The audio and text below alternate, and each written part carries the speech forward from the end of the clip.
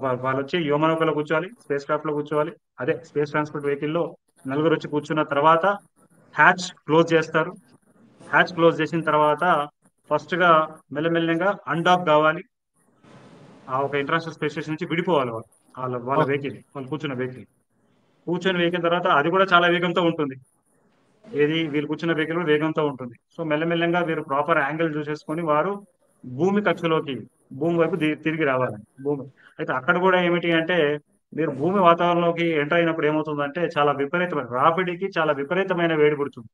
ఉమ్, ఉమ్. So విపరీతమైన వేడి పుట్టినప్పటికీ ఈ యొక్క వెహికల్ ఎలా నిర్మాణించబడి ఉంటుందంటే ఎంత వేడినైనా తట్టుకోగలుగుతుంది.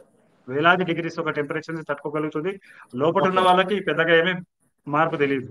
ఉమ్. వారు నార్మల్ గానే వాళ్ళకి టెంపరేచర్స్ ఉంటాయి.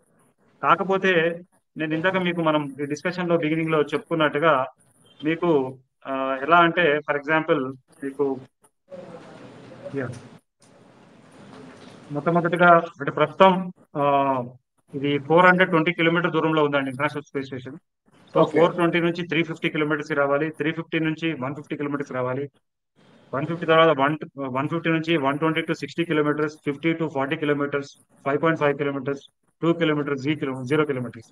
ఇలా ఓకే. మీకు ఒక టేబుల్ ఉంది. ఈ రకంగా ఓకే. ఈ రకంగా ఈ ఒక వెహికల్ మనం తన అంటే మామూలు ఇక్కడ ఈ ఈ ఈ ఇక్కడ నుంచి ఇక్కడ వరకు ఈ స్పీడ్ లో రావాలి, అక్కడ నుంచి అక్కడ ఆ స్పీడ్ లో ఎస్ రావాలి అని చెప్పి. యా, గాట్ ఇట్ అండి. ఎస్ సో వేగాన్ని చూసుకోవాలి, ఆ, వేగాన్ని చూసుకోవాలి, మళ్ళీ ఇంకోటి టెంపరేచర్స్ ని చూసుకోవాలి, ఆ యాంగిల్ ని చూసుకోవాలి. సో ఇవంతా కూడా ఆ, ఎలా జరుగుతుంది అంటే ఎప్పుడు జరుగుతుంది, కాకపోతే ఇప్పుడు ఒక ఎక్కువ ఇంట్రెస్ట్ ఉంటుంది మనందరికి కూడా.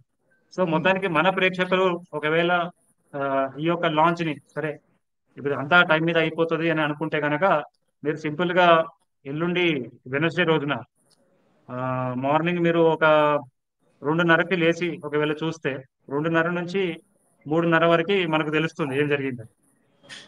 ఓకేనండి. అంటే మీకు అక్కడ ఫైనల్ గా తన ఆర్బిట్స్ ని అవన్నీ అడ్జస్ట్ చేసుకొని ఇంకా మనం వెళ్ళిపోదాం, ఇంకా మనం దిగుదాము అని ఇక్కడ ఒకసారి మిషన్ డిసైడ్ చేస్తే వాళ్ళు డిఆర్బిట్ బర్న్ చేస్తారు, తర్వాత అట్మాస్ఫియర్కి ఎంట్రీ చేస్తారు, తర్వాత ఇలా అంచెలంచెలుగా చేస్తారు. సో ఇందులో ఒక ఆసక్తికరమైన విషయం ఏంటంటే అంతా అయిపోయిన తర్వాత అరౌండ్ 5.5 కిలోమీటర్స్ అంటే భూమి నుంచి ఒక 5.5 కిలోమీటర్ దూరంలో ఏమవుతుంది అంటే ఉమ్, అండి ఇప్పుడు యాక్చువల్ గా మనం ఏమైంది ఈ వెహికల్ యొక్క స్పీడ్ కూడా ఈ యొక్క హ్యూమన్ యొక్క స్పీడ్ కూడా ఇది డిఆర్బిట్ బర్న్ చేసే ముందు డిఆర్బిట్ బర్న్ చేసే ముందు 27,000 కిలోమీటర్ గంట స్పీడ్ తో తిరుగుతుంది.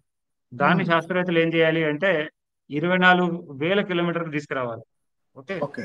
తర్వాత ఎప్పుడైతే వాళ్ళు అట్మాస్ఫియర్లోకి ఎంటర్ అవుతుంటారో ఎంటర్ అయినప్పుడు అది గంటకి 24,000 కిలోమీటర్ల వేగం ఉంటుంది. అక్కడ ఉమ్, నుంచి 7,500 కిలోమీటర్లు 24,000 కిలోమీటర్ గంట స్పీడ్ నుంచి అంటే భూమి 7,000. వాతావరణంలోకి వచ్చినప్పుడు వేగం కూడా తగ్గుతుంది. 7,500 కిలోమీటర్లు ఉంటుంది. అమ్మా సడన్ గా మీకు టెంపరేచర్స్ అంతా కూడా వెహికల్ యొక్క టెంపరేచర్ మనం చూసుకుంటే 1900 డిగ్రీస్ సెల్సియస్ ఉంటుంది. ఒక అగ్నిగోళం లాగా ఉంటుంది.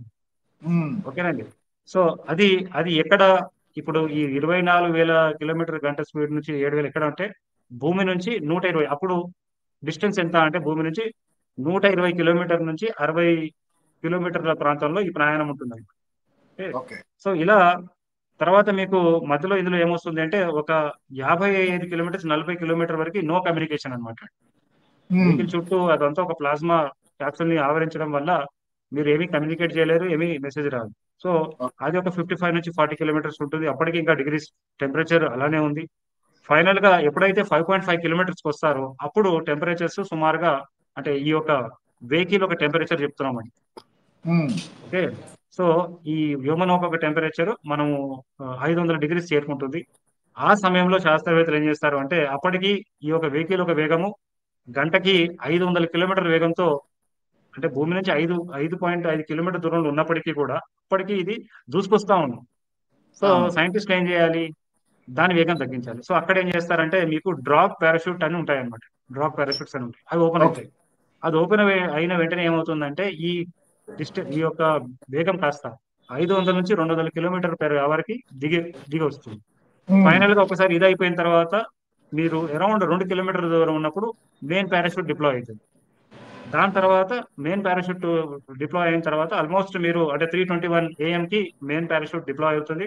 అండ్ ఫైనల్ గా 3:27 కి వాళ్ళు సముద్రంలో ఆ ఒక పడుతుందన్నమాట. సో ఇదంతా కూడా చాలా చూడడానికి చాలా ఆసక్తికరంగా ఉంటుందండి. ఇదంతా మనకు అంటే ఎప్పటి నుంచో ఎన్నోసార్లు జరుగుతా ఉంది. అయితే ఇందులో ఆసక్తికరమైన విషయం ఏమిటి అంటే రేపనాడు మన భారతదేశం కూడా సొంతంగా మన సొంత గడ్డ మీద నుంచి సొంత వెహికల్ ద్వారా వ్యోమగాములు అంతరిక్షం పంపించాలనుకుంటున్నారు గగనయాన్. సో అది ఎవరి మీద కూడా ఆధారపడకుండా మనం సొంతంగా చేద్దాం అనుకుంటున్నాం. సో మన వ్యోమగాములు కూడా ఇప్పటిదాకా మనం మానవ రహిత ప్రోగ్రామ్ చేసాం. మొట్టమొదటిసారి ఇంకో 2 సంవత్సరాల్లో మనం ఇది చేయబోతా ఉన్నాం. సో ఇదంతా ప్రాసెస్ మన వాళ్ళు కూడా ఫాలో అవ్వాల్సింది.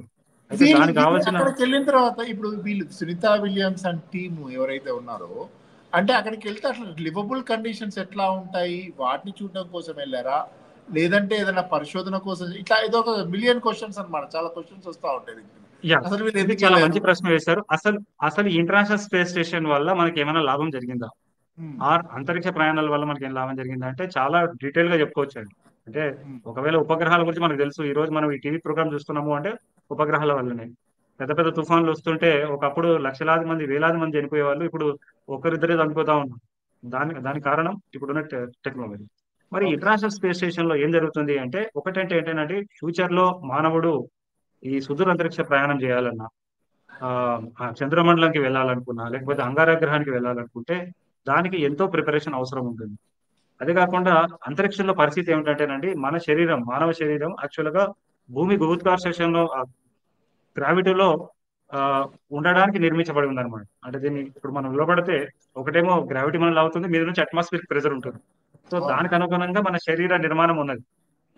మరి ఇట్లాంటి పరిస్థితుల్లో ఉన్న ఒక హ్యూమన్ బీయింగ్ ని భారరహిత పరిస్థితుల్లో అంతరిక్ష పరిస్థితుల్లో ఒకవేళ ఉంచితే ఎట్లాంటి మార్పులు వస్తాయి అంటే ఇందులో వెళ్తున్న వ్యోమగామి ప్రతి ఒక్క వ్యోమగామి కూడా ఒక ఎక్స్పెరిమెంట్ కోసమే అని మనం అనుకోవచ్చు. ఆ అంతే. మనిషిలో శరీరంలో ఎట్లాంటి మార్పులు వస్తాయి. మరి ఇప్పుడు ఫర్ ఎగ్జాంపుల్ భూమి మీద జ్వరం వచ్చింది అనుకోండి, మీరు ఏం చేస్తారు? పారాసెటమాల్ తీసేసుకుంటారు. మరి అంతరిక్షంలో వస్తే ఏం చేయాలి? ఇప్పుడు మీరు భూమి మీద మీరు పనులు తోముకోవాలి అంటే ఏదో వాడేస్తారు, మీరు దోమేస్తారు. సరే, అవును. ఇదంతా ఒక విషయం. మరి సుదూర అంతరిక్ష ప్రయాణం చేయాలి అంటే మరి భోజనం నీరు కావాలి కదా. మరి నీరుని ఎలా తయారు చేసుకోవాలి? మరి ఇప్పుడు ప్రస్తుతం ఇంటర్నేషనల్ స్పేస్ స్టేషన్ కి ఏమిటంటేనండి ప్రతి 3 నెలలకు ఒకసారి ఇక్కడ నుంచి రేషన్ వెళ్తుంది. ఒక ఒక కార్గో స్పేస్ క్రాఫ్ట్ వెళ్తుంది. ఒక అందులో ట్యాంకర్ వ్యోమగాములు ట్యాంకర్ వెళ్తుంది. కావాల్సిన మా- అంటే ఒక ట్యాంకర్ వెళ్తుంది అనమాట. ఆ, అది వితౌట్ హ్యూమన్ బీయింగ్స్ పోతుంది. ఆటోమేటిక్ గా వెళ్ళి అక్కడ డాక్ అవుతుంది. సో ప్రతి 3 నెలలకు 6 నెలలకు ఒకసారి వాళ్ళు ఏం చేస్తారంటే వాళ్ళకి కావాల్సిన మెడిసిన్స్, వాళ్ళకి కావాల్సిన గాలి, నీరు, బట్టలు, ఎవ్రీథింగ్ ఇక్కడ నుంచి. అండ్ అది కాకుండా కొత్త హార్డ్వేర్ ఏమైనా ఉంటే అన్ని వాళ్ళు రెగ్యులర్ గా పంపిస్తుంటారు. సో అండ్ వాళ్ళు తినే ఫుడ్ కూడా ఎట్లా ఉంటుంది అంటే మనకి యాక్చువల్ గా మనం ఉన్నట్టుగా ఫుడ్ ఉంటుంది. అది యాక్చువల్గా ఏం చేస్తారంటే ఫర్ ఎగ్జాంపుల్ ఒక బిర్యానీ ఉందనుకుందాం. సో దాన్ని ఏం చేస్తారంటే ముందు దాన్ని జ్యూస్ గా చేసేసి మొత్తం ఒక మిక్సర్ లో జ్యూస్ లాగా చేసేసేసి దాన్ని ఫ్రీజ్ చేస్తారండి. ఫ్రీజ్ చేసి దాన్ని ప్యాక్ చేసి పంపిస్తారు. వాళ్ళు ఏం చేయాలంటే అక్కడ ఆ ప్యాకెట్ ఓపెన్ చేసి దాన్ని అన్ఫ్రీజ్ చేసుకోవాలి, వేడి చేసేసుకొని తినవచ్చు అనమాట. సో ఇది అంటే ఇప్పుడు ప్రతిదీ అక్కడ అక్కడ మనిషి అక్కడ ఎలా తినాలి, గ్రావిటీ. ఎలా ఉండాలి. చెప్పండి. మళ్ళీ అదే కాకుండా మన హ్యూమన్ వేస్ట్ టాయిలెట్. ఇప్పుడు యాక్చువల్ గా భారతదేశ పరిస్థితులు ఏమవుతుంది అంటేనండి ఒక చిన్న ఒక వాటర్ బబుల్ ఇట్లా మీరు నీళ్ళు వదిలేసినా కూడా అది మొత్తం తిరుగుతూ ఉంటుంది. సో మరి మీరు అవును. వాష్రూమ్ పోవాలంటే అక్కడ పరిస్థితులు, అక్కడ మీకు ఒక వ్యవస్థ ఉండాలి. సో ఇవన్నీ విషయాలు శాస్త్రవేత్తలు నేర్చుకున్నారు. అదే కాకుండా ఇక్కడ మీరు చూస్తున్నారు మన స్క్రీన్ లో సునీత విలియమ్స్ రన్నింగ్ చేస్తాం అవును. ఇట్లా weights ని పట్టుకొని. ఇది అవును. ఎందుకు చేయాలి అంటే నాకున్న సమాచారం ప్రకారంగా వారు ఒక 24 గంటల్లో ఎన్నో గంటల పాటు ఈ వెయిట్ ఎక్సర్సైజ్ అన్ని చేయాలి. లేకపోతే వారి బొక్కలన్నీ కూడా బోన్స్ అన్ని కూడా డీజనరేట్ అయిపోయి ఇదంతా ఏ పరిస్థితి ఉంటుంది. సో ఉమ్. ఇట్లాంటి ఎక్స్పెరిమెంట్స్. సో మొత్తానికి ఇలా ఇట్లాంటి అవసరాల కోసము ఇంటర్నేషనల్ స్పేస్ స్టేషన్ ని సుదూరంతరిక్షం కోసము సుదూరంతరిక్ష ప్రయాణాల కోసం అనుకున్నారు. మరి సుదూరంతరిక్ష ప్రయాణాలు చేసేటప్పుడు మనకి ఇంకా కొన్ని సమస్యలు వస్తాయి. భోజనం ఎలా? సరే ఇప్పటికైతే 3 నెలల నుంచి పంపించుకుంటున్నారు. మీరు మార్స్ కి వెళ్తే 6 నెలలు 6 నెలలు వెళ్ళడానికే సరిపోతుంది. అవును. మళ్ళీ మీరు ఎప్పుడు తిరిగి వస్తారని గ్యారెంటీ ఉండదు. ఎందుకంటే అది భూమి ఈ అంగారగ్రహం ప్రతి 2 సంవత్సరాలకు మాత్రమే భూమి దగ్గరకు వస్తుంది. ఓకే. సో ఆల్మోస్ట్ మీరు ఒక 2 ఇయర్స్ వెయిట్ చేసి మళ్ళీ మీరు తిరిగి రాగలుగుతారు. మరి ఆ పరిస్థితుల్లో మరి ఏం తినాలి? సో ఇట్లాంటి ఎన్నో విషయాల మీద పరిశోధన గత ఎన్నో సంవత్సరాలు జరుగుతున్నాయి. అయితే దీని వల్ల మానవాళికి ఏమైనా ఉపయోగం జరిగిందా అని అనుకుంటే ఇప్పుడు మన ఉమ్. ఇంట్లో ఉన్న వాష్ బేసిన్ ని మీరు ఒకసారి చూడండి. మనం వాష్ ఓకే. బేసిన్ వాడుతా ఉన్నాం. ఆ వాష్ బేసిన్ కి ఇన్స్పిరేషన్ ఇంటర్నేషనల్ స్పేస్ స్టేషన్ అని చెప్పొచ్చు.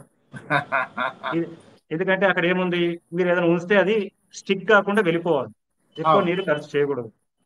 ఓకే. ఇప్పుడు ప్రతి ఇంట్లో మీరు ఏ పేదవాడి ఇంటికి పోయినా కూడా మీరు ఇప్పుడు ఈ మధ్య కాలంలో చూస్తే విట్రిఫైడ్ టైల్స్ ఉన్నాయి.